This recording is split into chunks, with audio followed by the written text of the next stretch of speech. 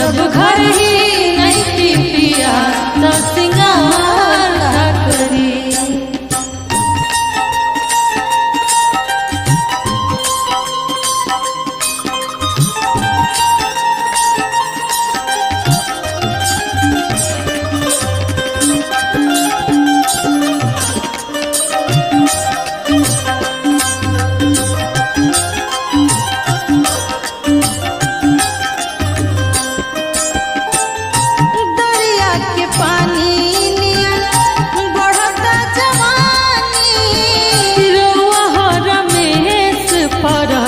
देश रहता